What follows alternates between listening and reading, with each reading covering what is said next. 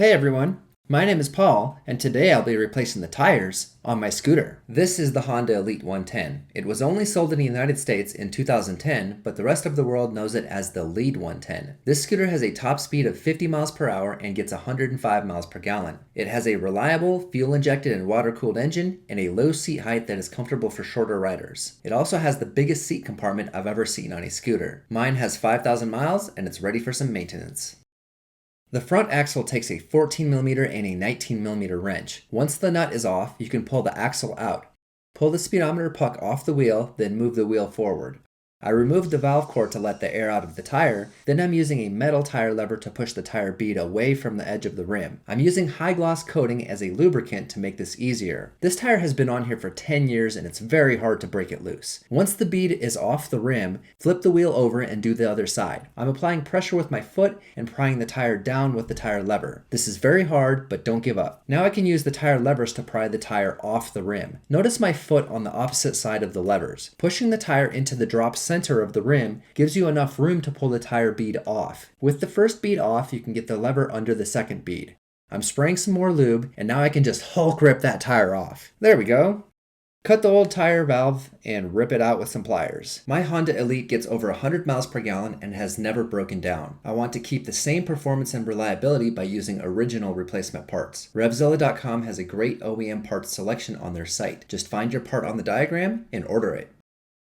Install the new tire valve and gently rock it into place while pulling up. These tires are directional. Make sure they are going the right direction before you install them. Double check it. Installing tires is very hard. You don't want to have to redo it. To get the tire started, I just force it onto the rim with my body weight as much as I can, then use the tire levers. Again, use your foot opposite the levers to push the tire to the center part of the rim. Now I'm working the second bead onto the rim. If the last bit is too hard, go back and push the tire towards the center part of the rim. This is a tubeless tire, so it doesn't actually hold air until both tire beads are touching the rim. You have to use a compressor to do this. A hand pump doesn't move air fast enough to seat the bead. I'm setting my front tire pressure to 25 psi, and this one is done. Use alcohol and a clean paper towel to get any lube off that brake rotor. Use a clean tire lever to push the brake pads apart to make room for the rotor. Move the front wheel into place and make sure the rotor goes between the brake pads. Next, align the plastic speedometer puck tabs between the metal tabs in the wheel. The notch in the speedometer puck goes below the notch in the fork. Push the axle through, then install the nut on the side with the brake. Hold the axle with a 14mm wrench and use the 19mm to tighten the nut. I'm squeezing the brake lever a few times to move the brake pads back against the rotor to make the front brake work again. Torque the front axle nut to 50 foot-pounds.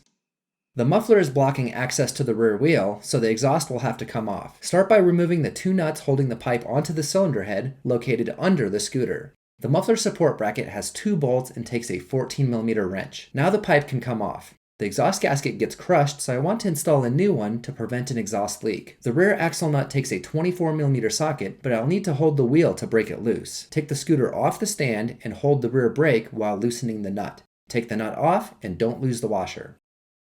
This tire is completely worn out and not safe to ride. This is after 5,000 miles. I recommend replacing the rear tire after 4,000 miles. Now is a good time to inspect the rear brake. My brake looks good. Get that valve out and work the tire away from the bead. You'll need a lot of patience and a lot of lube. That's what she said. This part actually took me 10 minutes. Changing scooter tires is very hard. Once both sides of the tire are loose from the rim, I can pry the tire over the bead with tire levers. Remember to push the side opposite the levers towards the drop center of the rim. I pulled this tire off too, but it was much harder to do than the front tire. Gently rock the new valve back and forth to get it into place. It should rotate easily once it's seated. The back tire is also directional. Double check it. I'm working that new tire onto the wheel. If it's too hard, stop, spray some lube, and put your foot on the tire to move it into that drop center.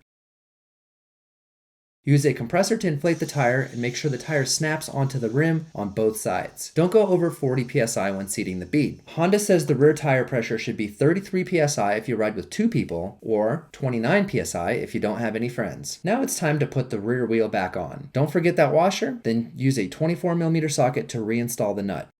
Take the scooter off the stand and use the rear brake to hold the wheel. Torque the rear axle nut to 87 foot-pounds. Installing the muffler is hard, so I'm going to cheat a bit. I'm leaning the scooter over and resting the seat on a plastic milk crate. Make sure the crate is touching the seat only and not the paint. Now the muffler can go back on. Get the support bolts started, but don't tighten them yet. Make sure the exhaust gasket goes in the right place and be very careful with the small exhaust nuts. They don't need to be very tight. Crank the support bolts down and it's all done. Now I can pick up the scooter and put it back on the center stand. Okay, replacing the tires on this scooter was easy. Just kidding. It's hard and it's not fun. Anyway, thanks for watching and be sure to check out my other Honda Elite 110 repair videos.